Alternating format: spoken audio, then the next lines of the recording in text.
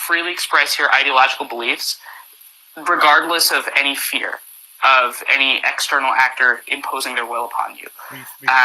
But the caveat to free speech that I don't think a lot of people stress is that while we can't place a legal limitation on free speech, it is incumbent upon us to exercise the right in a productive and effective manner. We shouldn't use... Well, that's nice. Isn't that cute? Isn't that pretty? Free speech. So most people think that is, the First Amendment. Free speech. I have a right, Sorry. What is the First Amendment? Does anyone know? I already asked. Well, let's ask Google once again.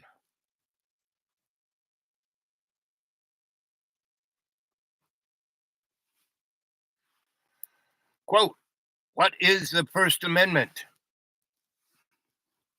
According to National Archives, Congress shall make no law respecting an establishment of religion, or prohibiting the free exercise thereof, or abridging the freedom of speech or of the press, or the right of the people peaceably to assemble, and to petition the government for redress of grievances. So, Congress shall make no law respecting an establishment of religion. That's the first sentence of the First Amendment.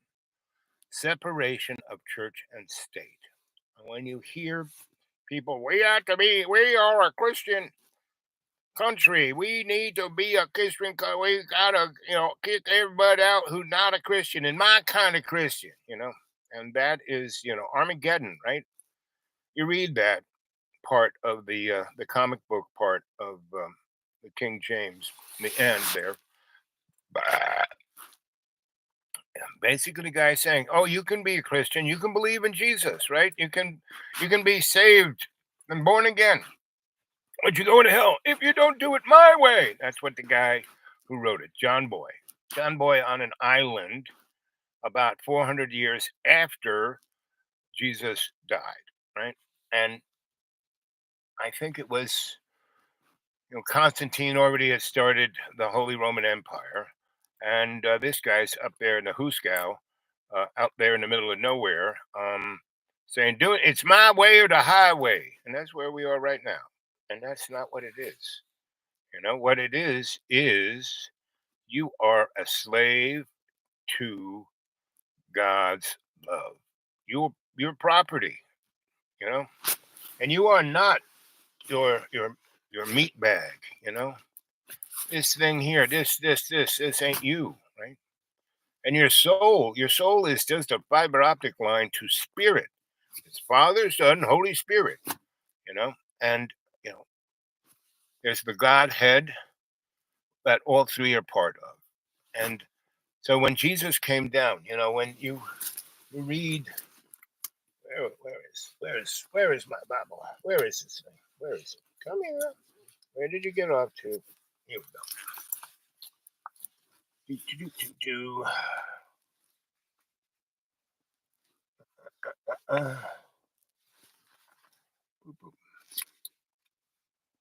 Luke 17:19. And he came down with them, right? Down. What is the Greek, root of down? This is to come from above into them, the human race, right? Not just his boys, the human race, them. And stood in the plain. And what is Plain? The Greek root means without edifice, without bling, without anything but who and what you are. And the company of his disciples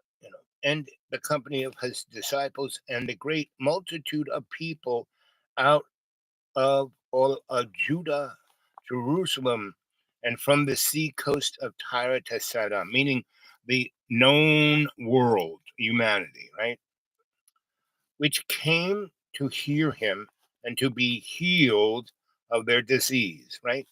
So, healed, and what was their disease? Disease, the Greek root, dis-ease, the lack of ease, the lack of God's love in you. What is sin, right? They weren't coming there, to basically, get rid of their toe fungus. And they that were vexed with unclean spirit, and they were healed. Meaning everyone, the Satan is all around, right? But Satan can't make you do anything, right? Satan can tempt you, but cannot make you do anything. And that, when you are tempted and you go into Satan, that is, and they were vexed with unclean spirits, right? And they were healed, meaning Jesus made the ease of God's love. Meaning you can't get to God's love without going through Jesus. And the whole multitude sought to touch him, meaning not, all the people in the world, going to touch him. No. What they were doing was they were becoming inside their heart the realization that they wanted love's co-creation, God, right? They wanted God inside of them, right? And they hadn't had it with all the different idols and all the different religions and all the different politics and all the different materialism. None of that got them that. The only way it could go is through Jesus. And they didn't want to, they couldn't, all of the multitudes couldn't touch Jesus. But within their belief of his forgiveness, bango, through the door to God's love they went.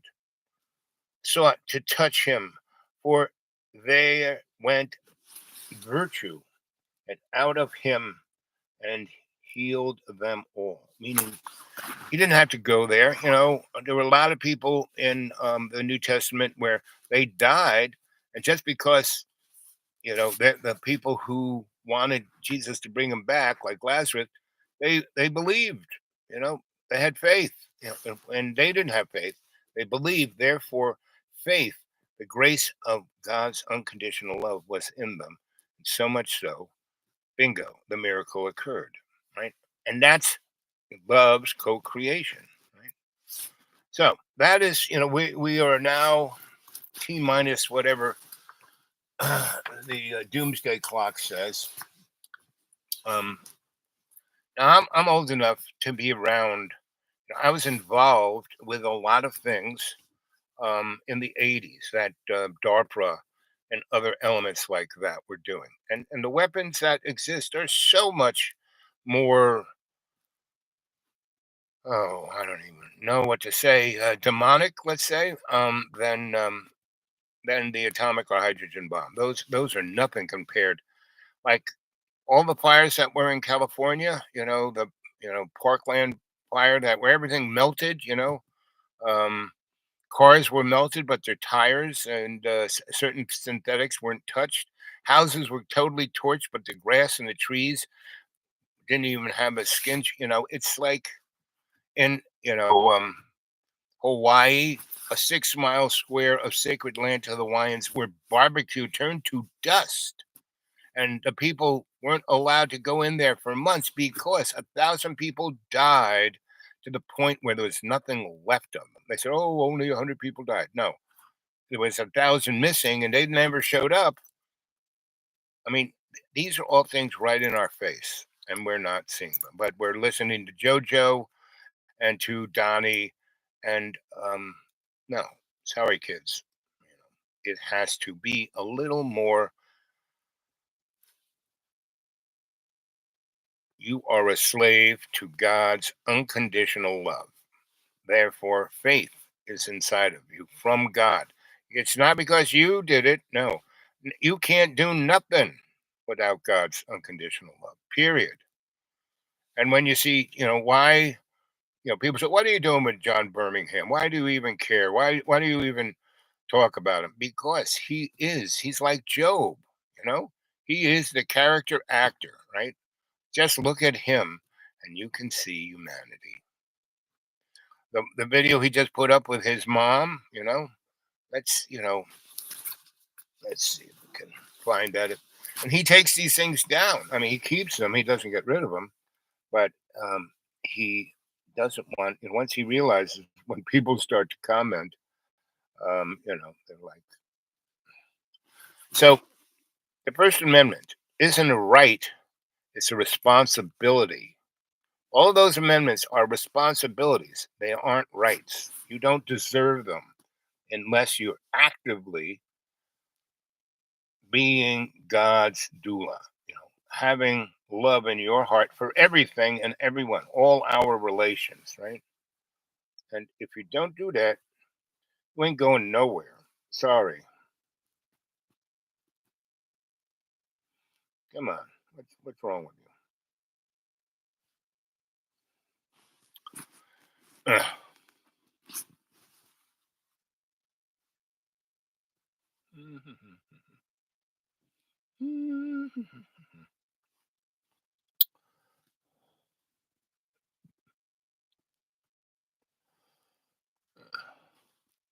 Anyone got something to say? Come on, let's hear some comments. Let's see something in my PayPal, the dude awake42 at Gmail. That's my email. Get a hold of me. And those few of you that have dribbled something in there, that it's still working, seemingly. It's sometimes like going to the dentist, but hey, what is wrong with you?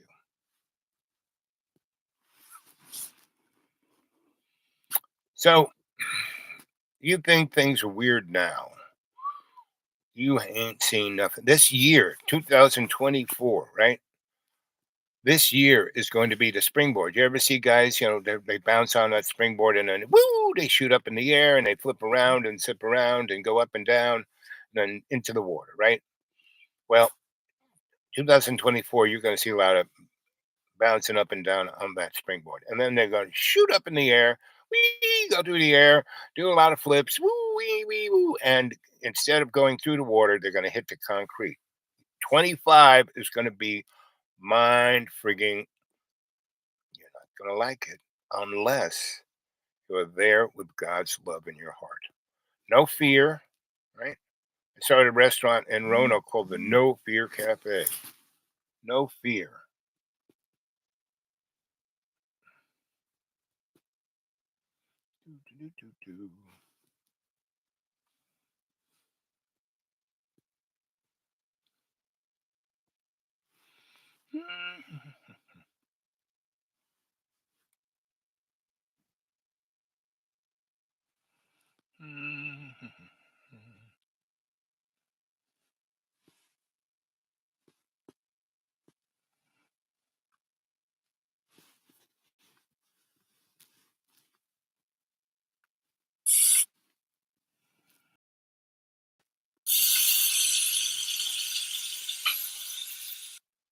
Hey, no. I wouldn't go there. What happened? No.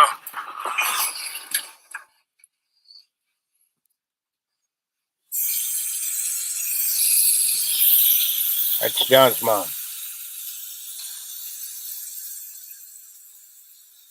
He's cleaning his house. She brought him real food. He's being a good mom. Oh no, you can't use the left sink. You can't put water in it. It has a leak I have to repair. Okay.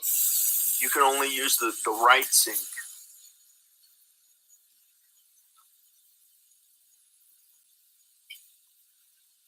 I'm sorry. It had a little leak. I wasn't supposed to fix it. I fixed it before, but I wasn't supposed to. I don't know why.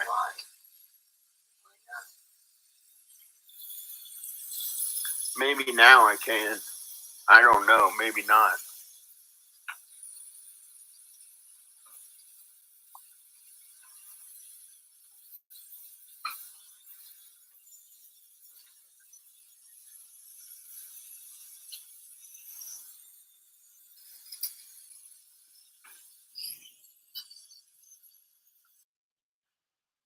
Mom, don't group me into those people who are wrong and sinful and going to end up in hell for all eternity. That's why it may be too late. That's why it may be too late for your soul. I shouldn't be filming. Unless And your answer was, don't group me with sinful people. What are you talking about? I don't fornicate and I never will Do again. you have any It's wrong. olive oil in your house? I don't know where you I'm not like those sinful people who you think. Excuse me. Where do I need to? John doesn't want to show his mother where his olive oil is because he masturbates with it. I don't know this. Don't believe a word I say, but this is what I'm talking about. John that's the human race, John Birmingham.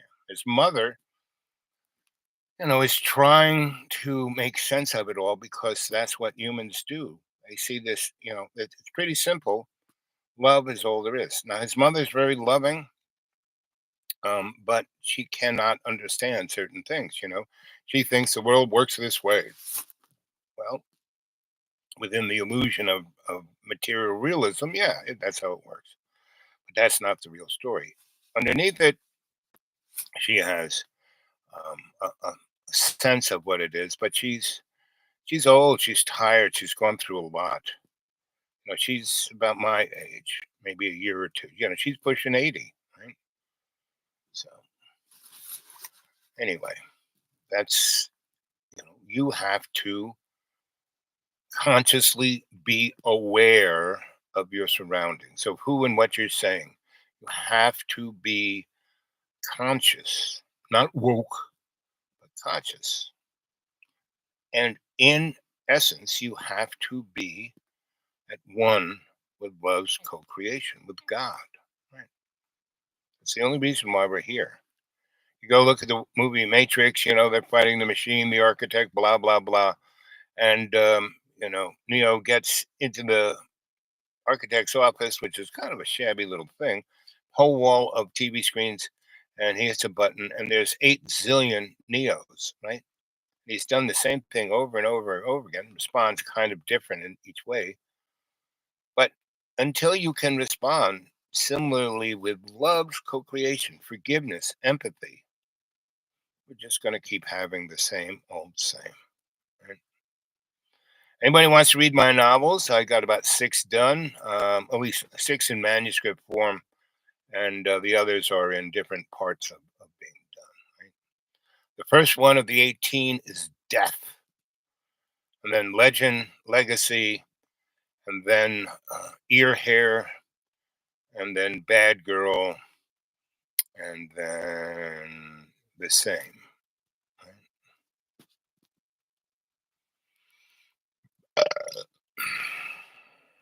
So come on, anybody got anything to say? No, come on, you gotta have something to say.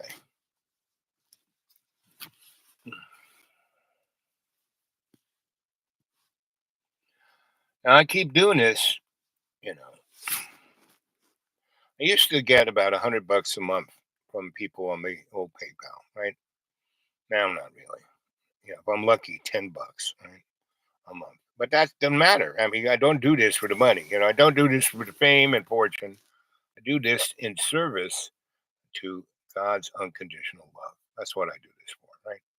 This is a shamanic ceremony, right? Oh, yesterday I started off in state, right? And I showed you what it was. I brought you to it. And then I went on with the story. Again, very, a few of you do, when you do stumble across here, do make comments while we're doing the show. And when that happens, it brings life to the show, right? Because otherwise, it's just me saying, good morning, good evening, good afternoon, wherever you are. Welcome to Dreamy Dreamland. Don't believe a word I say. Blah, blah, blah, blah, blah, blah, blah, blah, blah, blah, blah, blah, blah, right? Now, I've got over 2,000 shows. Why do you still do them? Because it's a ceremony, a sanctified exposition of my love for God, right? So that's why I do it. Plus, a number of you do get something out of it, right? And that's good,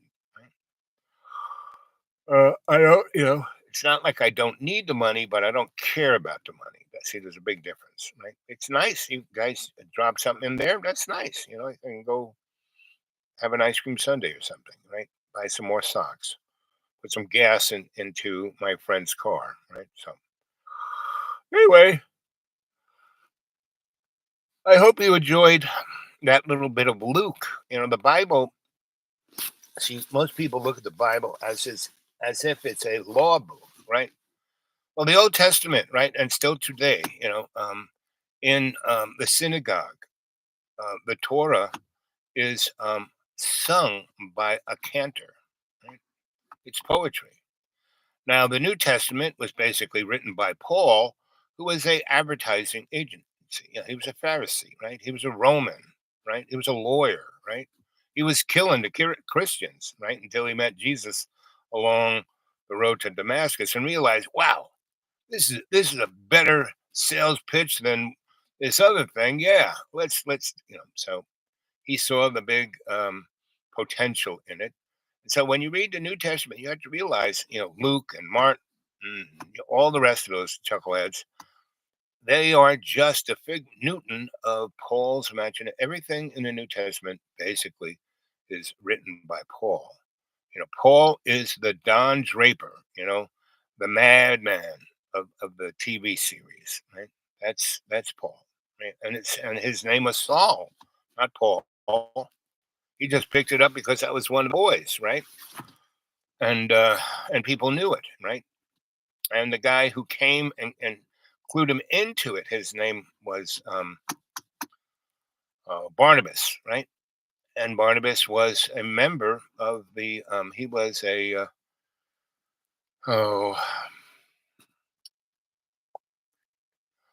one of the mystery schools that Jesus went to. Was in everyone said about Jesus, oh, you're a Nazarene, right? It's not like that's where he came from, like a cul-de-sac. No, it was like a school. There's so much mystery in the Old and New Testament, but it's quite amazing because it is like a time machine. When we read the beginnings of the thing all the way up through, and in the beginning up to Exodus, um, that is it basically states exactly what's going to happen for the next 6,000 years. Now the chucklehead John Boy, who was on the island, who wrote the Armageddon part comic book. I mean, that didn't show up into the Bible until the 11th century, give or take. And the being sucked up as Jello didn't show up into King James until the 1830s. 1830s, not 1830 BC, 1830 AD, in the 19th century, just before the Civil War in the United States. Anyway, no one seems to care. No one. Everyone just wants to, mouth off about what they believe. They don't want to listen. Listening is to understand God's love. And which would you rather be, an elephant or a hippopotamus?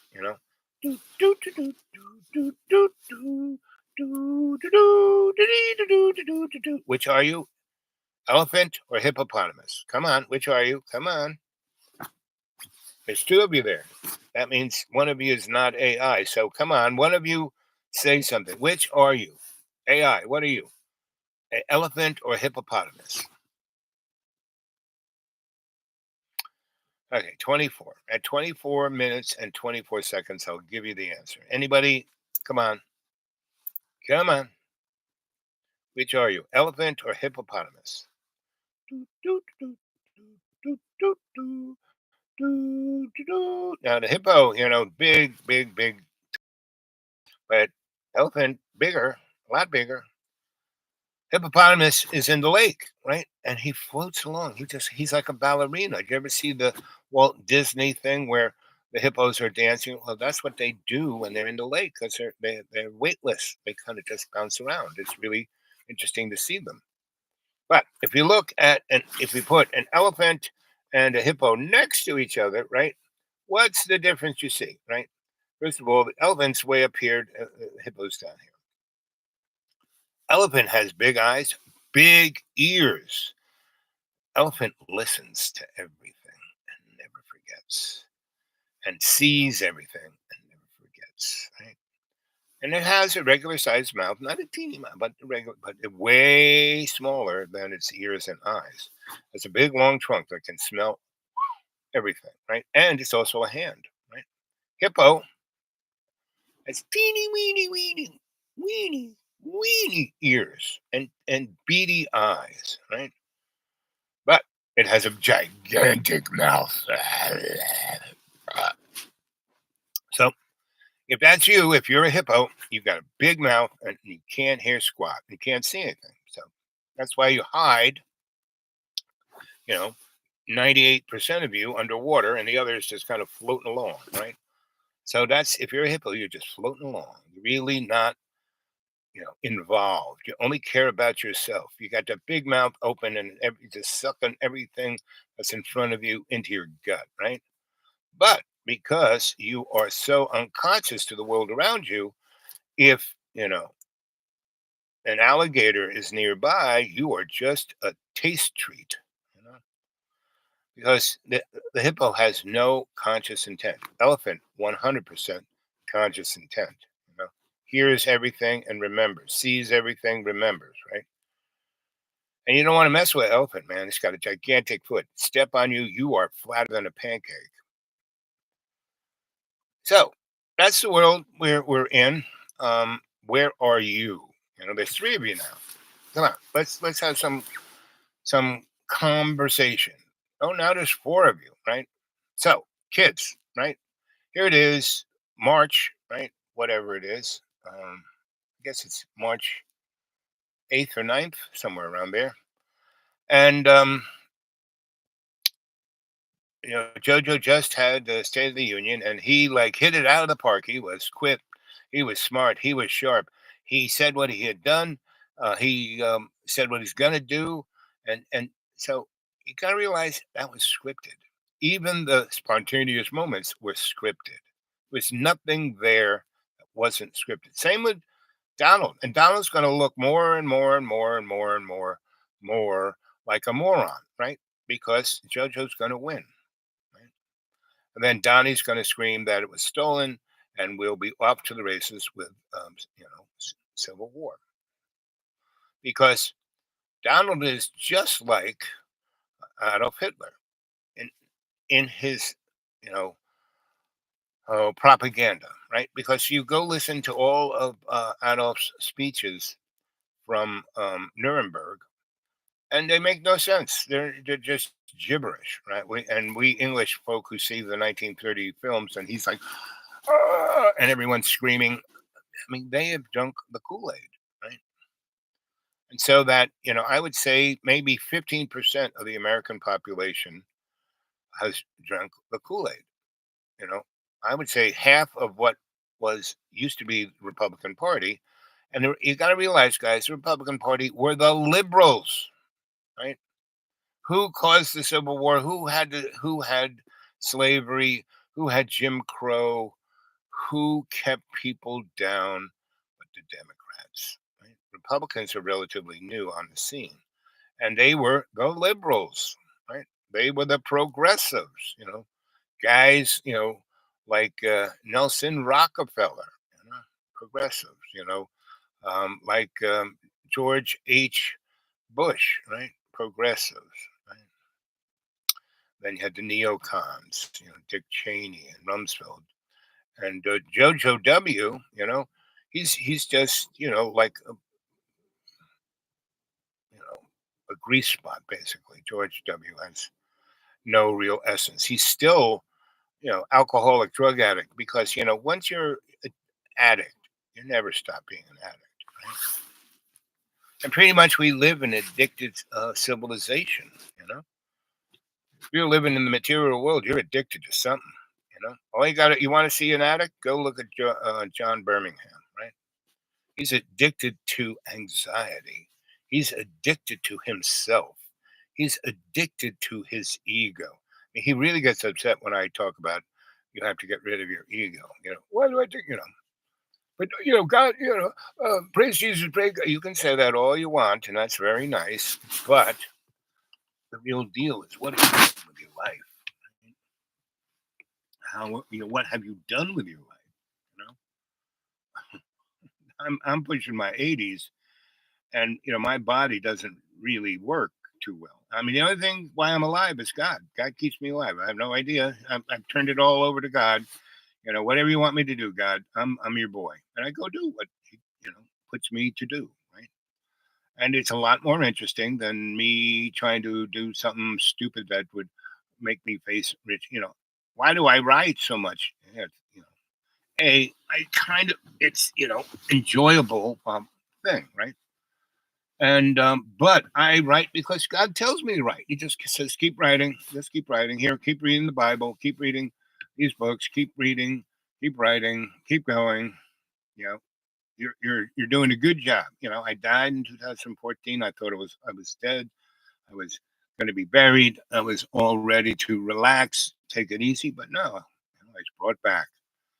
And when you're brought, this life, the thing about it, you're not really told what you're supposed to be doing, because you're supposed to get out of the way and let God lead you to what you should be doing, right? So that's kind of, and no matter what, Paul, Saul, Better Call Saul, slash Paul, is a good example. He never stopped being the scumbag that he always was, but he was used by God to create the New Testament. Yeah, it's propaganda, but it's not as beautiful as the poetry of the Old Testament. But it's part of a shamanic process. Look that one up. Okay, so what else can I say? You guys aren't saying anything. There's three of you there. Come on, say something. Ask a question. I like answering questions. I even brought my glasses to read. Remember to print in large, in capitals. But if you're not going to say, how much juice do I have left? I have about 10 minutes, right? So come on, let's see. Oh, the first thing that's going to, it already is falling apart, is the internet, right? And I keep seeing on the peripheral that it's kind of falling apart, right? I have no TV, no satellite, no this, no that. I got to drive a few miles to get on the internet. And but on the radio, so I listen. The only radio, I get a few AM things that late at night bounce from all over the uh, northern hemisphere, and the FM I listen to a Bible station, and I listen to a station, a public radio station, and they are having issues because they're both digital radio stations, and they're having issues with their digital format and their the repeater stations and a whole bunch of stuff, and it's coming out of the dynamics of the digital world. And around here, we had no internet really, and now the rich people came, so they took $30 million from the federal government that was earmarked to bring broadband to the people out there in the hinterlands, right? And now it's being brought here for the rich people.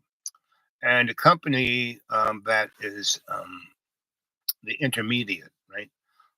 Not the backbone, is basically got another 4 million from the state to facilitate everyone getting it into their house. Now, if you're rich and you have bought a new piece of property in one of the new gated communities, you get installation for free. But if you're like me, been here 25 years and you just kind of live out in the woods, $600. So, and those guys have bought up. There were 2 cell towers in this, and it's like mountains like this. So, and they bought those, and now to really get it, you have to subscribe to their fiber to get the cell signal. Now, you do get, because still it's being paid for by the state. I, as a poor in the eyes of those guys, I say one of the rich guys said, "You're too poor to live here. You need to get out." And he waved $5,000 in Benjamins in front of my face and said, "You need this. You need this. Take this. I own your property." And I just kind of whacked his hand, and the Benjamins went flying. This guy lost his shit. He was on his hands and knees. They were like in horse manure, and he was grabbing the Benjamins. And now, if you want that life, good luck with you. Every morning I wake up dead, and God says, "Wake up, Al. Wake up." And I go, "Oh boy, this hurts." And I kind of start praying, and then hurts less. I start doing my breathing exercises, and it hurts less. I start doing my little exercises in bed to stretch my muscles and tendons, and then I step up. Oh, there's some brave person there. Let's see, where are my glasses? I should have prepared myself. Nobody is responding for a half hour, but let's see. Oh yes, solar flare activity messing up radio stations. Money was his master. Yep, Valentine, artist, blacksmith. Yep. And see, that's the problem of our culture. Money is its master, not love's co-creation. Right? And my little show. I've been doing this now for 7 years. I've been kind of telling stories and doing all kinds of funny skits and laying down information, and that's what I do. So, V, you got any? Um, what kind of blacksmithing you do? I worked in a foundry. Do you cast or do you blacksmith? No, you say you're a blacksmith, so that's probably what you do. But I used to cast, and I used to spray metalize. I used to do, you know, fixing architectural and artistic statuary, right? By spray metalizing and casting too. I did, you know, reverse casting with wax. So, tell us about you, uh, Val.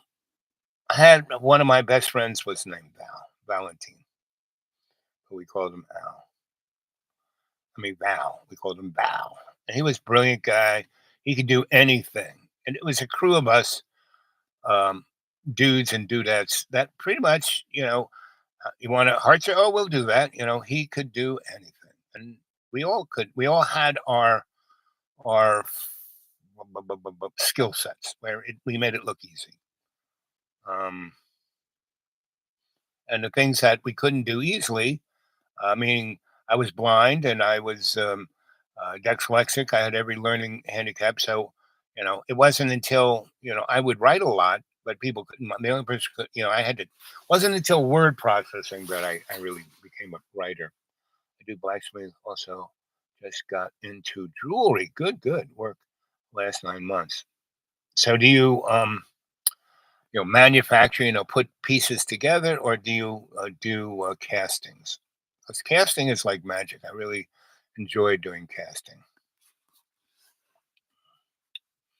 I used to do, because it gave me, women would want to get a cast of them. So I got to slather on the plaster of Paris on their naked bodies and then make casts of them. That was before digital rendering. But all of that kind of digital technology isn't bad. It's just another tool. And so the blacksmithing, were you manufacturing, like hinges and things of that nature, or blades, or plowshares, or what were you doing? And where are you? Where do you live? What neck of the woods? What geo spot are you in? I'm in the Sawtooth Mountain accordion range between the Blue Ridge and the Appalachian Mountains. And another, it was kind of sunny about 30 minutes ago, and another one of those things. We've just been having rain after rain after rain, and the TVA keeps having, we have a gigantic lake around us, 1,200-mile coastline of a lake, right? It's one of the largest in the TVA. And they've had to empty it out, tube empty, which I never see. I see them lowering it down, but I never seen it empty. But now, Michigan between Flint and Lansing. Well, that's a nice neck of the woods. It's kind of rolly hills, farmland, little cities. It's a nice little place. I've never spent a lot of time there. I've gone through it a few times. Michigan is, are you upper or lower peninsula? Well, okay, you're between Flint and Lansing. Okay. I know cities are nice. I love little cities like that because they do have a lot of interesting people like you. You are part of that community. You make that neck of the woods between Flint and Lansing interesting. Like around here, people come through. Before the rich cockroaches from California, Texas, Florida, and New Jersey came here, and North Carolina, they people thought they were like rednecks or stupid or any of that. What's her name said. Hillary said, a box of deplorables, but no, they're very nice people. I've been here 25 years, and they're not rednecks. They read books, they like poetry, they have a belief structure. But I go to 3 different churches, and just like I did reading Luke there, I do that, and I take it apart and I describe it and explain it. And instead of like boiling me in peanut oil, they go, and then take me out to breakfast and we talk about it. It's called community, right? When more than 2 come together, there I am. So that's my job, to be that cheeky monkey that brings another one. Just right now, there's 3 of you here. See, and me makes 4. How about some thumbs up, kids? So Val, do you have any questions? And do you mind being called Val? Do people call you Val or Valentine? Right? Which I called my Val Valentine at least half of the time. So, all the stuff I did, I say, Val, give me a hand. And he ended up being a master at, he never touched a wire nut in his life. Within 6 months, he's an electrician, which was fine by me because, I could always hand off jobs I didn't have time or wanted to do to him, right? And I would hand off my helpers to him too. And he was a great teacher, right? I was doing filmmaking, right? And then he becomes a filmmaker and does a great job and gets a grant from the NEA, right? Which is what I wanted to happen, right? Because then, because he was good at doing that. And then he got the money, he got the equipment. And then I said, Val, let's do this movie. And I let him, we do it together. I get a nice little, crypt on the bottom. Let's see.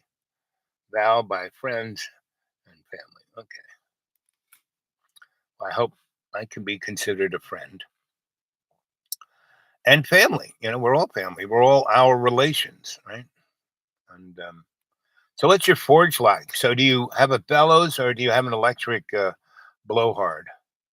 Because I'm a big fan of the electric blowhard myself.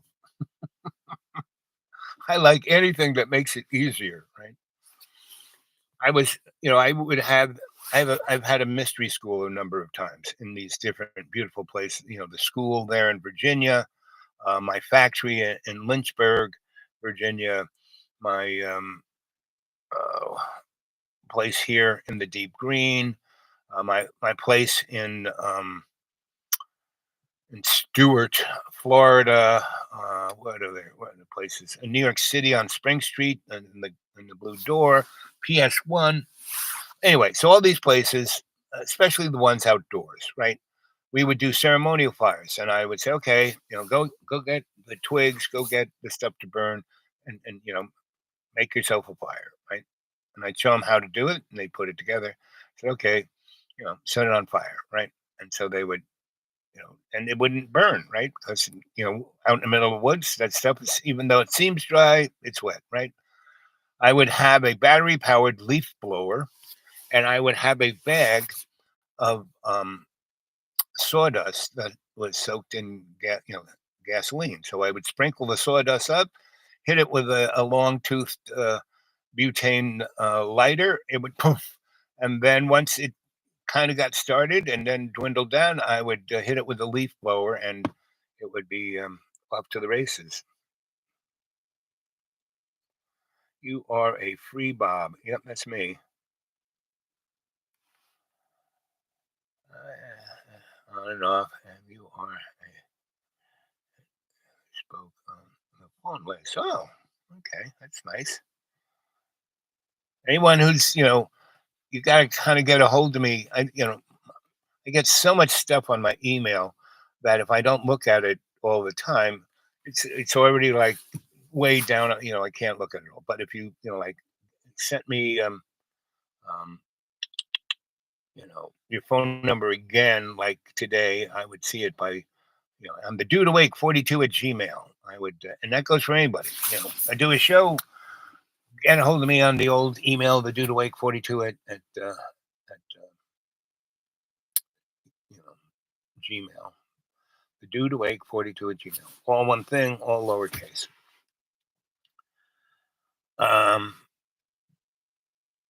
So I have a friend who calls me a free bird. He goes, "Boy, you're a free bird." So I'm going to have him call me a free Bob from now on. Anyway, so no matter where I go, no matter how dangerous it is, I mean, living on Avenue D in the Lower East Side in the 1970s and 80s, I never, I never had a lock on my door because people would just rip the door off and steal all my stuff. After the first time, I replaced the door, but I didn't put a lock on it. I put a bolt on one side, so when I was in, I could just do that. And I sprayed, painted everything I had, and virtually everything I had, I got out of the dumpster or bought it on the street. And I spray painted it orange, and after I did that, somebody came in and robbed everything, and I went down to Second Avenue, and there was all my stuff. I said, "Listen, that's all my stuff. You got it out of this apartment. Here's $10. Carry it back." Right? So they would. Right? So after about the third time, they stopped stealing my stuff because nobody wanted it.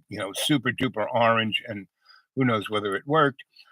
And I had this beautiful wife. Right? She was on the cover of Sports Illustrated swimming suit magazine covers, right? And so you know what I'm talking about. And it was summertime and it was super duper hot, so I didn't have the gate closed. And we were sleeping naked on our bed, and I kind of woke up and knew that somebody was in our apartment, right? And I was going, how am I going to protect my woman? And all of a sudden, she got out of bed. She was totally naked, and like I said, she was a shapely woman, right, and tall too, like about 6 foot, right, about an inch taller than me. And she went up to the guy, totally naked, and he's got this big knife in his hand, and it's like, you know, demonic space. And she put her hand on his heart and said, "Jesus loves you." Bang! He drops the knife and he starts weeping. And she puts him on her shoulder, totally naked, icky guy, AIDS everywhere. He's got sores. She's naked. It's all right. It's all right, right? And she sits him down, makes a pot of tea. I get up. I say, "Honey, go shower off and put something on." And I start talking to him, the way I talk to him. And so within, I don't know, less than an hour, we've got this guy kind of squared away, right? So, he basically thanks us, and we're standing there, next to, you ever see that picture of those two people from the Amish country, and they both got pitchforks that was kind of look like us, but we didn't have pitchforks. And he basically, you know, goes to pick up his knife and goes, no. And he picks it up and he puts it on the counter. And then he walks out. And, again, there is no lock. But what he does, he goes out the front door and there's no lock. So he comes back through the front door, latches the bolt and goes out the window. And we're up on the, third or fourth floor, and he like shimmies himself over to the fire escape and goes down that. And that's what happens when love's co-creation exists in your heart. So, how much juice do we have left in the battery in the red line yet?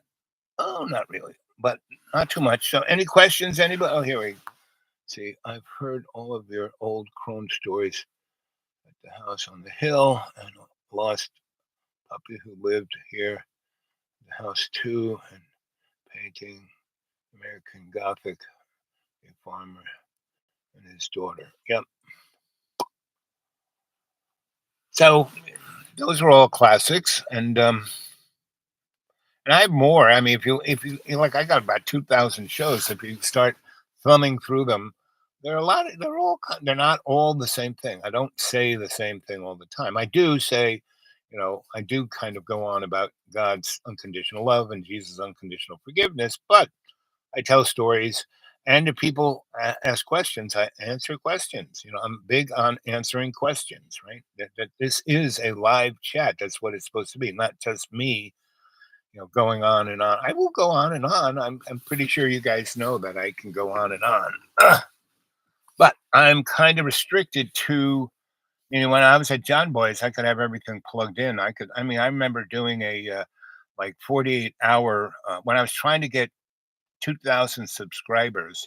I did a Jerry Lewis kind of teletron and almost got there. I was about 1960, and they were coming in fast and furious, and all of a sudden everything shook, and I went down to 110 subscribers. I mean, that's what I mean. It's some algorithm or something is like keeping me down on the farm, which is fine. It's not a big deal. Because, if I were to, let's say, hit, go viral and, Patreon wanted to give me $16 million to do a show, I would take it in a flash. But that means I'd have to change what I'm doing now, which is fine by me. I'm up for change. I'm always happy. Right now, I'm kind of not stuck here, but I don't have a real car. I don't really have real financial. I have I have enough to live like a millionaire on $400. What more should I ask for? Not much. But I'm up for anything God wants to put in my way. I bought a whatchamacallit, occasionally when I have an extra $2, I'll buy a lottery ticket.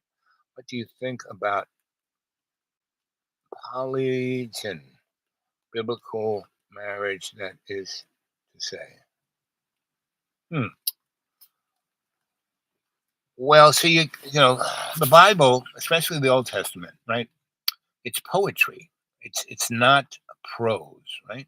Prose is like a legal document. So the New Testament, which is mostly written by Paul, who was a lawyer, he was a Pharisee. So the Old Testament is more poetic, right? And the New Testament is, it sales. He is Don Draper in, the Mad Men TV series. It's about advertising. That's Paul. And then you have the comic book scary thing of end times, which is not coming anytime soon, right?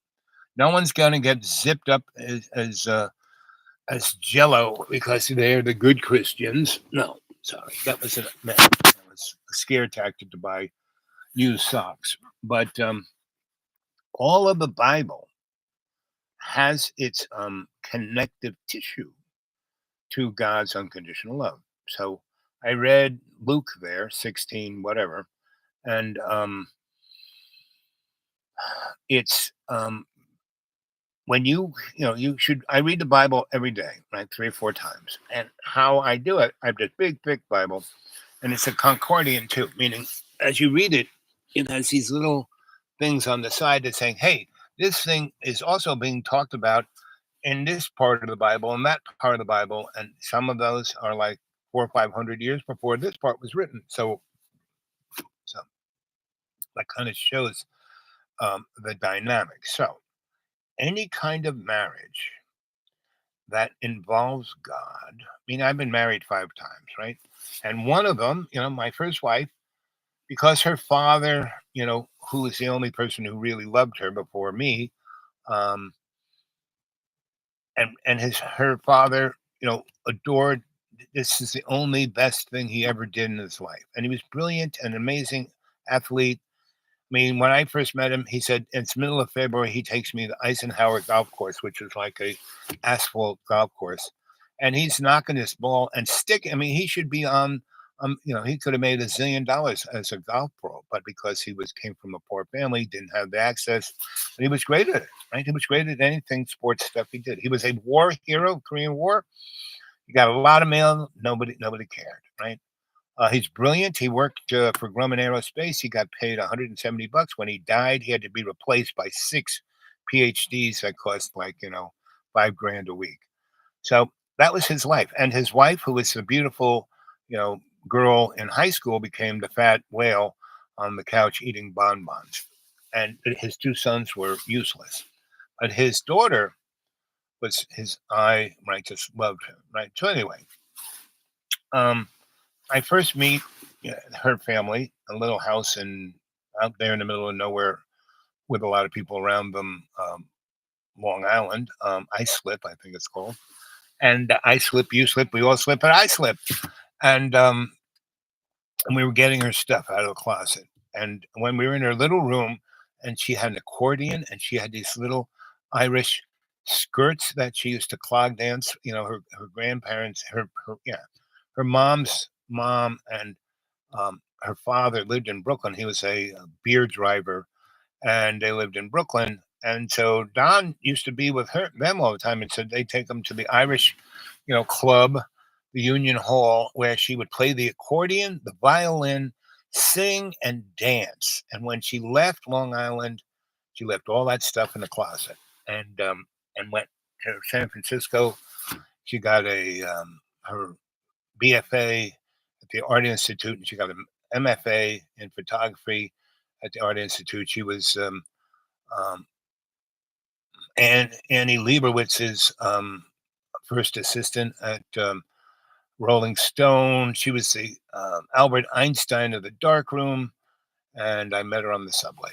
Anyway, we went off to Europe, and before we did, her father said to me, when on the golf course, it's February and snowing, and he's sticking it like from the tee, right onto the green, 3 inches from the hole. I mean, it was amazing. And he kept saying, "You're the one. You're the one." I said, "What do you mean I'm the one?" I said, "Sir, she's not pregnant." He goes, "No, that's what I'm saying." She goes, "She loves you, and you love her, right? You make her happy." I've seen her with a ton of different boys, and they were just whiny bitches. You were a real man. Anyway, so we're off. A month or two later, we get on, Freddie Laker's flight from Kennedy to Heathrow. We're living in a little apartment near Paddington Station in London. We start doing photography work there. We're doing pretty good, making money. And her aunt and cousins from her mother's side are there, so we're hanging with them and kind of sparking them up. And she, at one point, we got this really big job, and we're making some serious money. We might even get a nicer apartment, because our apartment was like half the size of this cabin of this truck, right? I mean, the whole bed took up everything. Anyway, so she said to me when we were in the middle of this job, "I'm not working unless you marry me." I said, "What?" And she hated the church, hated kids, every reason why you would want to marry someone. Um, she had no real reason. I mean, it was, but she was a triple cancer, super duper. So when I went golfing with Don's dad, he said, "You're the one," and I said, "Sir, well, no, it's not the problem." He goes, "No, no, no. She loves you. You love her, and I'm dying. I'm going to be dead soon, and I've told no one, and I want you to marry her, so when I die, I can be happy, right?" And so he didn't tell me how long, but within 4 months, we were in London, and Don picked it up. She didn't know what it was. I need to get married, and one day I was walking through the neighborhood, and so a justice of peace walked in, saw all these pictures of H.G. Wells getting married, and he didn't want, he and his wife had an open marriage, but they got married because his mom wanted to um, die happy, knowing that all her grandchildren weren't bastards. So anyway, he married him, and basically, there was a picture. So I knew that they had an open marriage. I didn't think they were ever married, and so I said, what's it cost to get? What's it take to get married? So nothing. Here, fill this out. Give me £3, and that was like $9. And I filled it out. He stamped it. Boom, boom, boom. And he goes, "Now you're married." I said, "But she's not even here." He goes, "Well, you're married now, and it goes on the banns and matrimony. Come back in 21 days, and you can have the ceremony." And I was like, "Okay." And so I went home, and she was like, "Really?" She wouldn't work, right? And the guy who we were working for was like, "What do you think?" I'm telling you what I think of halal, right? That kind of marriage. Anyway, so we Xeroxed the marriage certificate. We stepped into one of those photo booths, took pictures of ourselves, and we sent a copy to, my parents and to his parents. And he sent back a telegram to our little, Paddington apartment, stating, "Thank you." And the telegram was to me, not to her. She got, we got two. One to both of us, one to me. One to me saying thank you, and the other one saying, "Congratulations, kids! It's going to be great." And he died before we got back from Europe. And John Birmingham stole.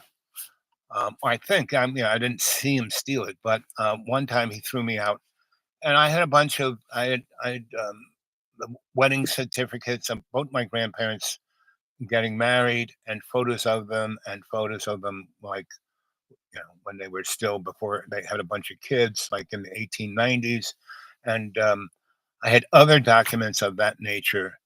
And when I came back, when John, please come back, because the people were saying that they wanted to see me tell stories on his channel. And so I came back and I went into class, and this stuff was gone. I said, "John, what happened to this stuff?" "I don't know." And then, a weird, when he threw me out again and I saw him do it, it was all in this box that my great great grandfather had made in Ireland out of mahogany and inlaid with pearl. And all these documents were, and inside was silk, and all of them, and the smell inside was myrrh, right? And John did a video of this. My grandparents did this, and that's John Birmingham. And that is what's going on in the world. Now, those documents, they'd be nice to have. I mean, he also took my, what you call it, the thing that you passport. He took that, so I can go get another one, but it's a lot more difficult. If you have the old passport, you give it to the post office to give you a new one, right?